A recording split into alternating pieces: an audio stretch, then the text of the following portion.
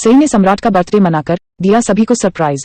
लेखक टिंटली एक्सप्रेस। गुम है किसी के प्यार में written update, spoiler, upcoming story, latest news, gossip and upcoming episode की शुरुआत पाखी के साई के कमरे के अंदर आने से होती है और वह बताती है कि उसके पास सम्राट के जन्मदिन समारोह के लिए भवानी को मनाने का एक विचार है। वह यह भी बताती है कि वह अपनी सुबह की कॉफी साई के साथ साझा करना चाहती है क्योंकि उसके पास कोई और नहीं है।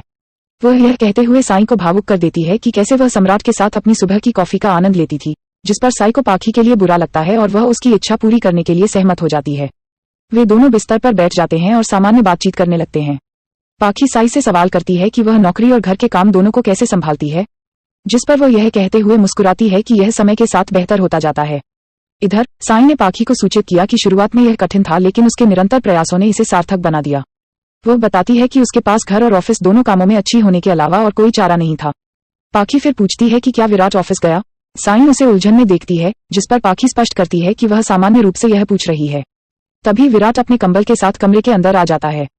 पाखी उसे देखकर चौंक जाती है और सवाल करती है कि क्या वह साई के साथ नहीं सोता है। विराट झूठ बोलता है कि साई को कोई जरूरी काम था और इसलिए वह सोने के लिए कहीं और चला गया। पाखी उसके झूठ को पकड़ लेती है और सोचती है कि वह विराट के करीब आने के अवसर का उपयोग कर सकती है। दूसरी ओर पाखी विराट को वापस पाने के लिए साई और विराट की दरार का फायदा उठाने की योजना बनाती है।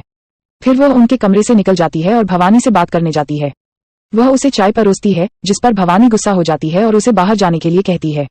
पाखी यह कहकर भवानी को भावुक कर देती है कि उसने सपने में सम्राट को देखा था और वह पूरे परिवार के साथ अपना जन्मदिन मनाना चाहता था। भवानी की आंखों में आंसू आ जाते हैं। तभी पाखी उसके बगल में बैठ जाती है और अपने इरादे साफ कर देती है।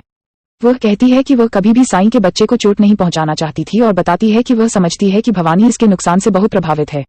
वह अपना दर्द व्यक्त करती है कि वह भी कभी मां नहीं बन सकती क्योंकि उसने सम्राट को खो दिया और भवानी को जन्मदिन समारोह के लिए सहमत होने के लिए कहा।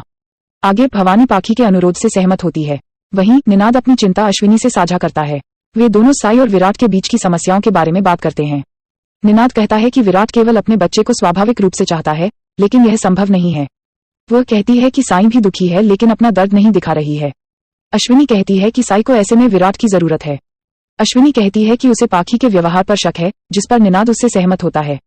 इस बीच शिवानी भवानी को समझाने के लिए साई की सराहना करती है, जिस पर साई कहती है कि यह पाखी द्वारा किया गया है। वे सम्राट के जन्मदिन के जश्न की तैयारी करते हैं। तभी वैशाली वहां आती है और कहती है कि वह चाहती है कि पाखी अपने जीवन में आगे बढ़े, लेकिन मानसी बताती है कि पाखी ऐसा नहीं चाहती और आजीवन उनके साथ रहना चाहती है।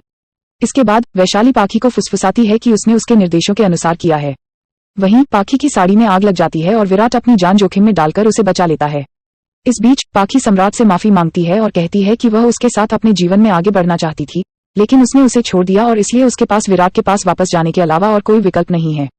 वहीं साई और देवयानी सबके सामने सरप्राइज लेकर आते हैं, जिस पर विराट उत्सुक हो जाता है।